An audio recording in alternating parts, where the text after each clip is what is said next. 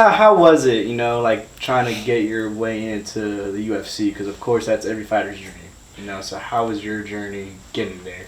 Truly, it was definitely brutal. But I'm not gonna lie to you, I actually had fun doing it. Just the fact is in that, again, always be on the on switch of fight. Like if it was up to me, I'll fight every day if I could, Yeah. Or hell, once a month, however you end up looking at it. That'd be like the mind frame. That's the mindset that always end up having. So,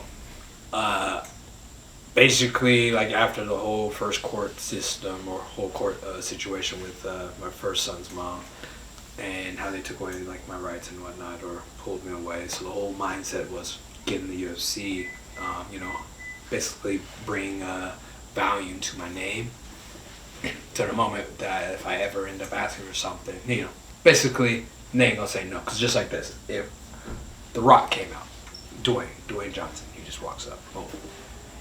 Or not even up here. You just sit there and says, "Hey, I want to be the mayor of California." Not a lot of people gonna say no. Right. Yeah. They're gonna give him the opportunity. They're gonna be like, "Hey, well, you, Dwayne, like hell, they Arnold Schwarzenegger, yeah, be the guy, I'm sure you would do it, yeah. But it's one of the factors in it's where his name holds weight. Mm. That's where my mind was on, because when a judge look at you with no value, it's kind of like it's all right, kind of like crushing. Yeah. It doesn't even want to look at you type of ordeal. It's crushing. Yeah. But now, after I did my whole name and everything, they looked at me with, oh, okay, he's doing something. Okay, he has a name. Okay, he's on the news. It's one of those things like I can actually, if I say, hey, I'm gonna take y'all to court, they actually believe it. Why? Because my name holds value. How much I'm making, whatever the case is. But like I said, that's like a whole nother story on that part. But the whole mindset was, hey, I'm going to make it in the UFC in 2 years. People end up brushing it off, laughing, but not seeing the hard work that I'm putting in. I fought literally one season. I ended up fighting 7 times in 1 year. That's already unheard of. That sounds brutal. Oh. 7 times in 1 year. And just the fact is how many times I had to cut weight. They don't end up understanding that. Sheesh. I had to lose 20 pounds, to make those, to make those those fights. I had to cut down to 135, and I walked around with a good 150 at the time, 158, but that's where I was walking at, and I had to cut that weight just to be there, just to fight, then rehydrate, then cut again. People end up understanding what I had to sacrifice to get there, and then when I got there. You think things are going to end up changing, which it held value, but when I got back on the court, they hit me with that. But when I got back on the court, the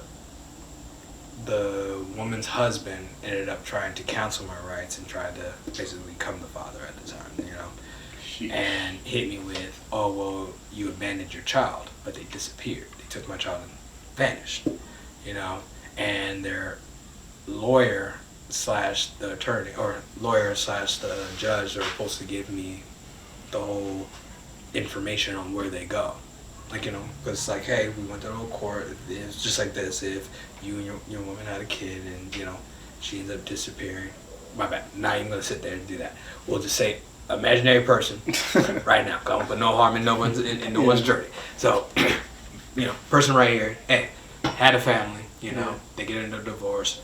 That girl ends up getting married with somebody else. Mm-hmm. They decide to move into fucking Washington. Yeah. Right?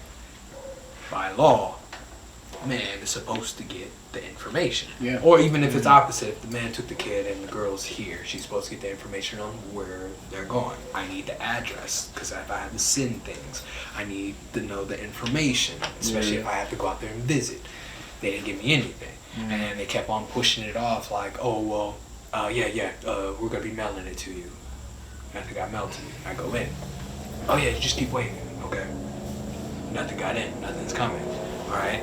And then next you know it, months go by, and I get a call talking about, hey, you want to give up your rights? Hell no. Who the fuck is this? Well, it's such and such.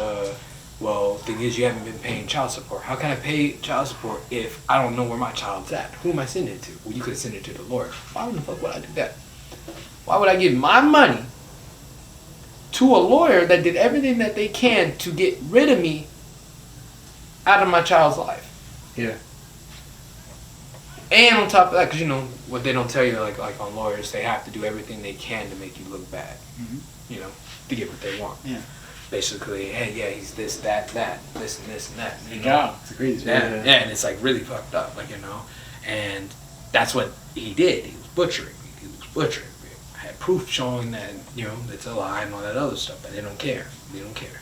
At the end of the day, they don't care. You know, in their eyes, they see. It could be a colored thing. It could be whatever the case is, like, you know. But at the end of the day, that day is that it was a father trying to get in his son's life.